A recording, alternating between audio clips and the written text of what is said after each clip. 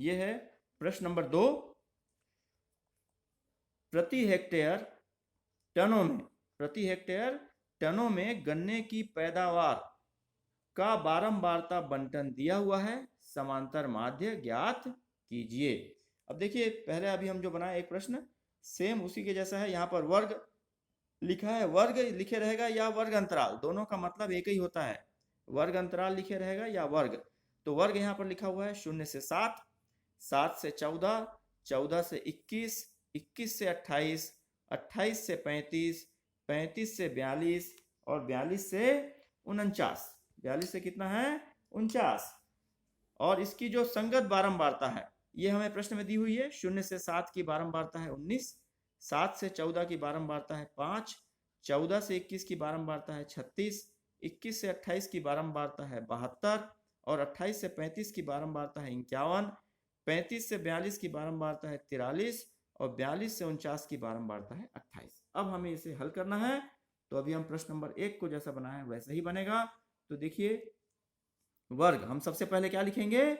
वर्ग। वर्ग क्या क्या है देखिए, 0 से 7, उसके बाद 7 से 14, फिर 14 से 21, फिर 21 से 28, फिर 28 से 35, अगला वर्ग अंतराल है 35 से 42 और उसके बाद का वर्ग अंतराल आखिरी है 42 से 49।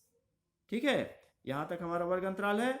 अब हमें सबसे पहला काम क्या करना है? x प्राप्त करना है। और जो मैं x कैसे प्राप्त करते हैं मैं आपको पहले प्रश्न में बता चुका हूं, फिर से मैं यहाँ लिख रहा हूं, आपको नहीं लिखना है, ये रफ कार्य है।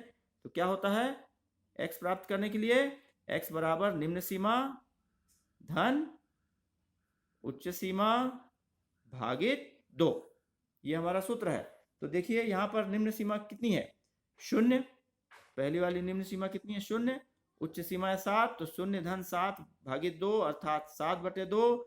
और जब 7 में 2 से भाग देंगे तो 2 तिया 6, दशमलव लगा के 0 लगाएंगे तो 2 पंचे 10, मतलब 7 का आधा 3.5, हमें आधा कर देना है। तो पहला वाला जो हमारा x प्राप्त हो गया 3.5। कितना प्राप्त हो गया? 3.5। अब हमें प्रत्येक वर्ग में हमें वैसे ही करना है कि निम्न सीमा और उच्च सीमा को जोड़ना है और 2 से भाग देना है। लेकिन मैं आपको एक चीज और बता चुका था अभी कि अगर प्रत्येक वर्ग की माप एक समान है तो हम अगला x प्राप्त करने के लिए उस माप को जोड़ते जाएंगे।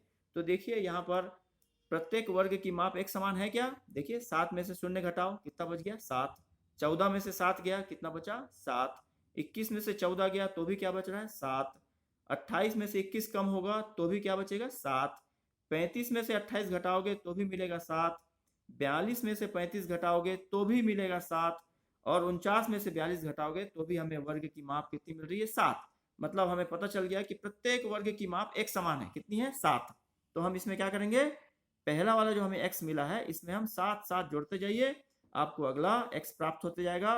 कितना हो जाएगा? 3 और 7 10.5, 10.5 और 7 17.5, 17.5 और 7 17 और 7 24.5, 24.5 और 7 24 7 31.5, 31.5 और 7 31 7 38.5 और 38.5 और 7 कितना हो गया? ये 45.5। यहां तक हम निकाल लिए। अब हमें देखिए प्रश्न में बारंबारता दी हुई है, बारंबारता को हम f से डिनोट करते हैं। तो कितनी दी हुई है? पहली 0 से 7 की बारंबारता 19, 7 से 14 की बारंबारता 5, इकाई के नीचे इकाई, दहाई के नीचे दहाई, बढ़िया एकदम साफ साफ लिखना है। 14 से 21 की बारंबारता कितनी है? 36। 21 से 28 की बारंबारता है हमारे पास 72। 28 से 35 की बारंबारता है प्रश्न में 51।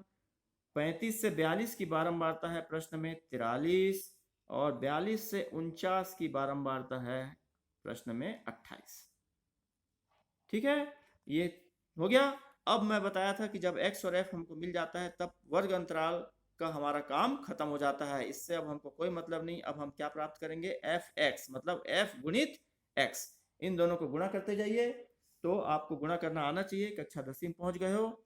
मैं भी गुणा कर चुका हूं, तो मैं सीधा सीधा इसका गुणनफल लिख रहा हूं कि 3.5 गुणित 19 हमारे पास आएगा 66.5।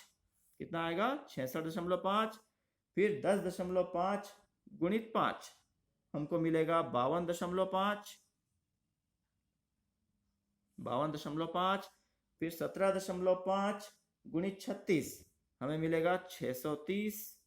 तो चूंकि यहाँ दशमलव वाली अंक आ रहा है तो मैं इसको भी दशमलव लिख रहा हूँ। दशमलव शून्य कुछ नहीं है, मतलब हम दशमलव शून्य लिख सकते हैं। उसके बाद 24.5 गुणित 72, 24.5 गुणित 72 हमको मिल रहा है 1764 दशमलव कुछ नहीं है, मतलब दशमलव शून्य। उसके बाद 31.5 गुणित 51, 31.5 गुणित 51 हमको मिलेगा 1606.5, 1606.5। 38.5 गुणित 43 करोगे तो हमें प्राप्त होगा 1655.5। आप लोग गुणा करके देखिएगा, आप लोग गुणा करके ही इसको लिखिएगा बाद में जब कॉपी बनाएंगे तो। और उसके बाद 45.5 गुणित 28 हमको मिल रहा है 1274 और कुछ नहीं है आगे, मतलब दशमलव क्या है? शून्य। तो ये हमारा गुणनफल हो गया। अब हम इसको क्या करना है, हमें दो कॉलम मतलब f का और fx का हमें क्या लेना है? योग। f और fx का योग हम प्राप्त करेंगे। तो उसके लिए हम क्या करेंगे, पहले इसको हम नीचे क्लोज कर लें। यहाँ पर हम कर लिए क्लोज और उसके बाद फिर एक और हम यहाँ पर बना लिए। अब हम यहाँ पर क्या क्या लिखना है हमें? यहाँ पर हम लिखते हैं योग और इन दो कॉलम का योग करते हैं। तो बारंबारता 19, 5, 36, 72, 51, 43 और 28, इसको योग करोगे तो योग करके देख लेना आप, आपका आएगा 254। कितना आ जाएगा? 254। और यहाँ पर fx का जब योग करेंगे तो हमें मिलेगा 7049। 7049। तो ये हो गया। यहाँ पर चूंकि 5, 10, 15, 20 में यहाँ पर शून्य आ रहा था तो दशमलव के बाद शून्य को लिखने की जरूरत नहीं रहती है। तो ये हो गया 7049। अब हमको क्या निकालना है कि प्रति हेक्टेयर टन में गन्ने की पैदावार हो रही थी, उसका समांतर माध्य ज्ञात करना है। तो अब हमें क्या लिखना है यहाँ पर?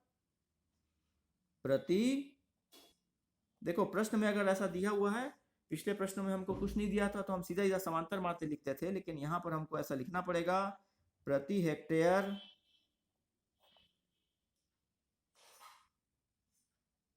टन गन्ने की पैदावार का समांतर माध्य यहाँ पर हमको ऐसा लिखना पड़ेगा। जैसा प्रश्न बोलता है हमको वैसे ही करना है। और आपको पता है कि समांतर माध्य का सूत्र तो वही है, क्या है? समेशन fx बटे समेशन f। अब हम दोनों निकाल चुके हैं। समेशन fx का मतलब, इस समेशन का अर्थ हिंदी में क्या होता है? योग, मतलब fx का योग बटे f का योग। ठीक है, तो हम दोनों चीज निकाल चुके हैं। तो यहाँ पर हम क्या ले रहे हैं, देखिए समेशन fx हमारा कितना आया? 7049 बटे समेशन f हमें कितना मिल रहा है? 254। आप लोग साथ साथ में नोट करते जाइए। और जब हम इसको भाग देंगे तो क्योंकि यहाँ पर ये 3 से भी और 2 से किसी से नहीं कट रहा है, तो सीधा सीधा हम रफ में जाके 7049 को 254 से जब भाग देंगे तो हमारे पास आएगा 27.75। लेकिन चूंकि ये प्रति हेक्टेयर टन गन्ने की पैदावार का समांतर माध्य है तो यहाँ पर भी हम लिखेंगे, उत्तर में भी इकाई लिखना पड़ेगा। तो 27.75 टन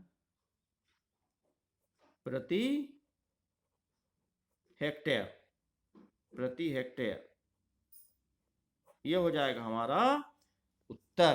तो इस तरीके से हम आसानी से प्रश्न